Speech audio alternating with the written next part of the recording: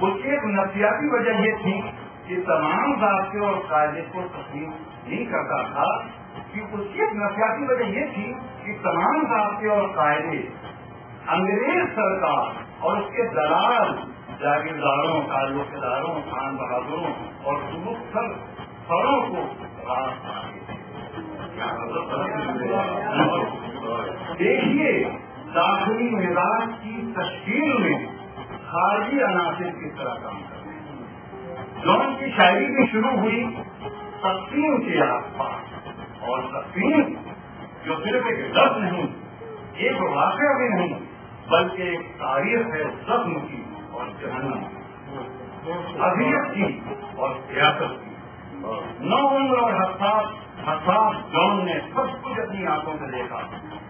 دلوں میں بیٹھے ہوئے اعزاء نے خون کا دریا پار کیا اور خود جون کی والد مسلم لیگی ضرور تھے، لیکن روشن خیال تھے، اور روشن خیال و اشتراکی فکر نے ایک مختصر سی مدت میں پاکستان کی حمایت کر دی تھی. کچھ ایسی کہ ناجائز اور مظلوم کٹ نے سلانے پاکستان میں ڈالا. جون کا رشتہ کمیونزم سے بھی استوار ہوا. حیرت کی اس تصادم اور پگا پورے دمادم نے جس کتاب نے انہیں سب سے پہلے بصیرت سے دوچار کیا وہ پروفیسر جان حسین کی کتاب نئے ادبی رجحانات. کچھ اور کتابیں سماجی، تاریخی، فلسفیانہ اور پہلی بار تشکیل تیقن کی حد میں داخل ہوئی اور یہ کہہ اٹھی تو جہاں تک کمیونزم کی سماجی سائنس کا تعلق ہے تو اس میں اس پر اپنے پورے استدلال شاعرانہ اخلاقی حالتوں کے ساتھ یقین رکھتا ہوں. کمیونزم پر یقین کا یہ حال جان کرو.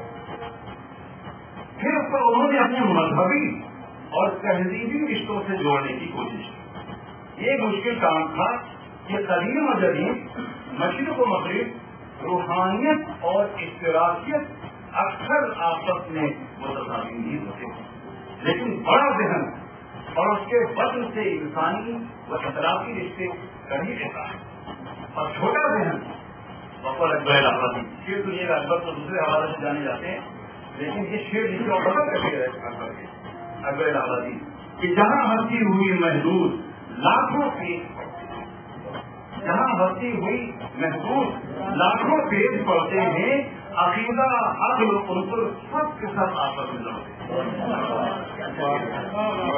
عقیدہ عقل عنصر سب کے سب آپس میں اکبر آبادی کے شیر ہیں.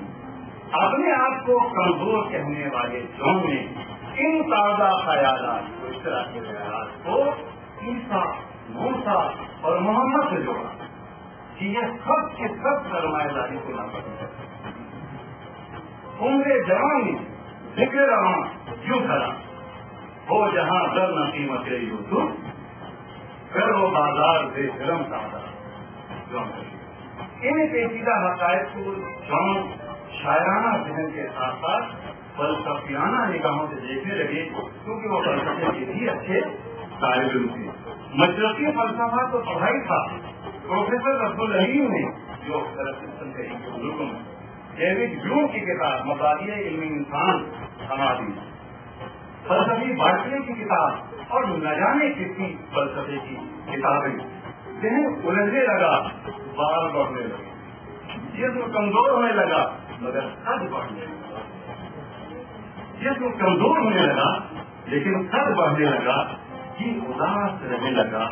ایک بیدار کن تشکیل پروان کرتی گئی. یہی وہ منزل ہے جو انہیں اپنے پیشرووں سے علموں اور فیض مجال سردار وغیرہ کے انشاءیہ عناصر سے بالکل الگ کرتی. پھر بھری جوانی میں کھیت، باغ، جنگل، عورت، حسن سب سے بیداری بڑھی. اب ایسے اشعار ہونے لگے، اس طرف دل کے نام پرسم ہے اور ادھر اپنی زندگی کم. ساری گلی سنسان پڑی تھی، تاج خانہ کے پہرے میں، گھر کے دالان اور آنگن میں بس ایک سایہ زندہ تھا. گھر کے دالان اور آنگن میں بس ایک سایہ زندہ تھا. یہ سایہ ہی تو مسئلہ بنا. یقین سے محرومی ہونے لگی، شک بڑھتا گیا، اور اوریجنل جان بلا وجہ بھٹکنے لگے. لکھا کہ میں فلسفے کا مطالعہ کرنے کے نتیجے میں اپنی تمام تر نفسیات سے محروم ہو گیا. ایک نازک موڑ بلکہ خطرناک موڑ سنجیدہ فلسفی شاعر کا شک کرنا ضروری ہے، لیکن اس سے زیادہ ضروری ہے، میں نے ایک ٹرم دیا تھا دیکھیے گا کہ لیکن اس سے زیادہ ضروری ہے کہ شک کو سوال میں بدلنا. شک کو سوال میں بدلنا جیسا کہ غالب نے کیا، اقبال نے بھی کیا. دیوان غالب کا پہلا شعر، سب سے پہلا مصرع نقش پر یادی ہے، کس کی شوخی یہ ہے، کس کی. اقبال نے بھی شک کو سوال میں بدلا. زندگی کا راز کیا ہے، سلطنت کیا چیز ہے، اور یہ سرمایہ و محنت میں ہے کیسا فروغ. خیر نے بھی کہا کہاں ہے منزل راہ تمنا، ہم بھی دیکھیں گے. کہاں تو جون میں بھی نہیں ہے گردش سارت تو گردش خون ہے، تو اپنی گردش خون سے ہی کچھ سوال کرو، تو اپنی گردش خونی سے کچھ سوال کرو. لیکن اگر شاعری، میں اس خیال پر توجہ چاہوں گا کہ لیکن اگر شاعری صرف سوال پر ہی ٹکی رہے تو بات بہت دور چلی جائے. تلاش جواب میں جو ایک متلاشی عمل ہوتا ہے اس میں اگر جمال و جلال نہ ہو، شاعرانہ کمال نہ ہو تو بات روکھی پیچھے ہو کر حلق میں لگ جائے. اسی لیے شاعری خاص کتنی پورا فکر و فلسفہ ہو، پہلے شاعری ہے فلسفہ کا. اور یہ بھی کہ فلسفے کا انحصار اقلیت سے ہوتا ہے اور شاعری کا کم و بیش جذباتیت. دونوں میں ایک گہرا منطقی ربط ہونا چاہیے، لیکن تخلیق کی سطح پر یا جمالیات کی سطح پر دونوں جدا جدا رہیں گے تو گمان کو امکان میں بدلنے میں بہتری آئے. جون انڈیا کی شعریات اور جمالیات کو اس نازک اور پیچیدہ مقام پر نزدیک سے سمجھنے کی ضرورت ہے، اور یہ بھی سمجھتے چلنا چاہیے کہ جون پہلے شاعر ہیں فلسفی بات میں. تھوڑی سی مشکل یہ ہے کہ اگر ان کا نہلزم ان سے بار بار یہ کہلواتا ہے میں رائے گاہ گیا، مجھے رائے گاہ جانا ہی تھا، تو دوسری طرف یہ بھی کہتے ہیں کہ میں اپنی افواہوں سے ہار آتی ہوں. ایک طرف اگر یہ کہتے ہیں ایک جہنم ہے میرے سینے میں یا نظر کا سارا سرمایہ کھڑا ہے، تو دوسری طرف یہ بھی کہتے ہیں کہ ہم نوا اگر تیرے آرام کے ہیں، دوست رکھتے ہیں تیرے پیاروں کو، ہم نے اپنے درست لہجے سے عامروں کا ضرور سوچا.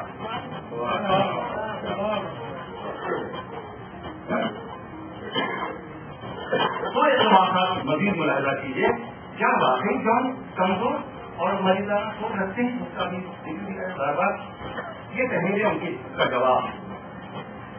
پہلی تحریر میری آنکھیں دہتی ہیں مگر میرے خوابوں کے خون چشمے کی لہریں ابھی میرے پلکوں سے ٹھیک نہیں پڑا. یا فلسفہ صرف تعقلاتی مسائل اٹھاتا ہے، کیونکہ شاعری تعقلاتی، تخیلاتی، احساساتی اور جذباتی مسائل سے سروکار رکھتی ہے. جون کا یہ بھی خیال ہے کہ کائنات اور مظاہر کائنات کی کوئی ایک توجیہ نہیں کی جا سکتی، کیونکہ اس کی کوئی حقائق نہیں ہے. ضروری نہیں کہ دلیل بحث اور منطق وغیرہ کے ذریعے تاریخ، سماج اور حالات کی کنڈیشننگ کی جائے. ان باتوں کو یہ ان کا جملہ جون کا اب میرا کہ ان باتوں کو غور سے سمجھیے تو اندازہ ہوتا ہے کہ فلسفہ یا تصوف سر کے دنیا کی طرف لے جا رہا ہے، راہ بنا رہا ہے. لیکن ایسا ہے نہیں، کیونکہ جون بنیادی طور پر شاعر ہیں، جذباتی انسان ہیں. اس لیے نفسیاتی طور پر ایک ضدی اور اناگیر کیفیت بظاہر انہیں نفی و فنا کی طرف لے جاتی ہے، لیکن پھر اسی شاعر کا پرواز تخیل، وجدانی کیفیت، انسانی جذبہ ان تمام عارضی کیفیتوں سے نکال کر دائمی قدروں سے جوڑتے ہوئے یہ سوچنے اور کہنے پہ مجبور کرتا ہے. جون کے جملے فلسفے کے تمام مسائل شاعری کے مسائل ہیں، لیکن شاعری کے مسائل فلسفے کے مقبرے کے مغربی جانب دفن ہوئے. تجربہ سنیے کہ شاعری کے مسائل فلسفے کے مقبرے کے مغربی جانب دفن ہوئے. اس بیان کلام میں لفظ مغربی قریبی حیثیت رکھتا ہے اور اپنے آپ میں غیر معمولی اشاراتی معنیت بھی ایک جگہ کو اور بڑا ناز کہتے ہیں. انہوں نے شاعری، مصوری، مجسمہ سازی اس بات کا مظہر ہے کہ فطرت نے اپنے آپ سے بلند ہونا، فطرت کو اپنے آپ سے بلند ہونا چاہیے.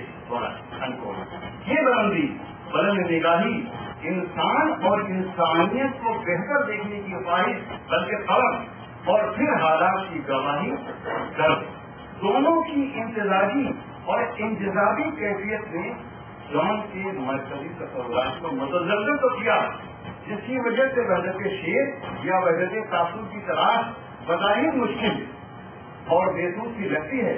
لیکن غالب رجحان، یہ میری اپنی تحقیق ہے، لیکن غالب رجحان ہوش مندانہ انسان پرستانہ ہے، جسے ترقی پسندانہ بھی کہا جا سکتا ہے. میرا یہ خیال پختہ اس لیے نہیں کہ میں ایک ترقی پسند ادیب ہوں، بلکہ اس لیے کہ ان کے اشعار شاہد ہیں ان کی رجالیت اور معلومیت کے. بس ذرا امیر نگاہوں سے دیکھنے کی ضرورت ہے. چند اشعار میں نے پیش کیے ہیں جو عمریں گزر گئی تھیں، ہم کو یقین سے بچ گئی، اور لمحہ ایک گناہ کا صدیوں میں بے سامان ہے. جب ڈوبتا چلا میں تاریخوں کی کہنے تھا ایک دریچہ اور اس میں آسمان پوچھ ہے کل گناہ کے سفید پڑھے جا چکے ہیں، میں چھوڑا ہوں. پسے پردہ کوئی نہ تھا پھر بھی ایک پردہ چھٹا رہا مجھ میں، کتنا خالی تھا اندرون میرا. یہ جو نہیں کہتا میرا شاعری کا سکتا تھا، اتنا خالی تھا اندرون میرا، کچھ دنوں تو خدا رہا مجھ میں. کیوں نہیں کہہ سکتے تھے جو احساس کرتا ہے پسے پردہ کوئی نہ تھا پھر بھی ایک پردہ کھچا رہا مجھ میں، اور اتنا خالی تھا اندرون میرا، کچھ دنوں تو خدا رہا مجھ میں. اور کہیں کہیں راست طور پر یہ نفسیاتی و ہجانی کیفیت راست بیانی کا بھی رخ اختیار کر لیتی ہے. وہ میں یہ کہہ رہا ہوں کیا نشار کو حوالے سے کہ کیا نشار کو اقبال سوچ کی ایک جاری اشعار سے الگ کر کے لکھا جا سکتا ہے، جہاں کوشش گندم تک کی جلانے کی بات کی جا رہی ہے، جس کے سے دیکھتا کو. اب ذرا امیر کے اثرات بھی دیکھیے. بڑھانا ہے سرے بازار تو کیا اندھوں سے پردہ کیوں کرے ہم، پاکستان کے حالات ذہن رکھیے. بڑھانا ہے سرے بازار تو کیا اندھوں سے پردہ کیوں کرے ہم، پڑی رہنے تو انسانوں کی لاشیں زمین کا بوجھ ہلکا کیوں کریں ہم. یہ بستی ہے مسلمانوں کی بستی، یہاں سارے مسیحا کیوں کریں ہم. اس مقامی اشاعت کو سمجھنا مشکل نہیں ہے، اس سن تمشق کی گرفت مشکل نہیں جو مقامی سیاست کے وطن سے چھوٹ رہی ہے.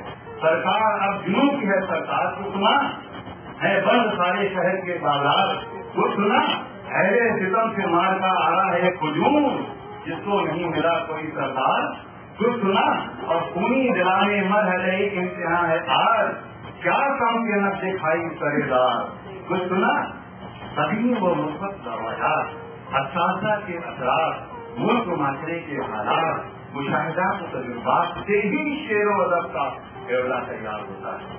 بڑا شاعر اسے اپنی انفرادی تخلیقی وجدان میں جذب پیوست کر کے اسے ایک ایسی تخلیقی شان عطا کرتا ہے جہاں بقول فراق گورکھپوری فراق جملت میں شاعرانہ خیال جب وجدان میں ڈھلتا ہے تو ایک الگ کائنات پر یہ وجدان اور جگمگاتا ہوا احساس وجود کائنات ہے جو شاعر کو شاعری کے ذریعے دینا ہوتا ہے. وہاں فلسفہ تصوف سب الگ الگ ہو جاتے ہیں اور صرف شاعری اپنے بالوں پر خود فراق کرنا. خود فراق کا ہی شعر سنیے، بہت اچھا شعر ہے. وہ عالم ہوتا تھا مجھ پر جب دھیان تیرا آ جاتا تھا، وہ عالم ہوتا تھا مجھ پر جب دھیان تیرا آ جاتا ہے. اے دوست تیری پلکوں کی طرح اٹھتے ہیں حجاب آتے تو جہاں، اے دوست تیری پلکوں کی طرح اٹھتے ہیں حجاب آتے تو جہاں. اور ایک شعر فراق یہ بھی ہے کہ تیرا فراق تو اس دم تیرا فراق ہوا، تیرا فراق تو اس دم تیرا فراق ہوا جب ان سے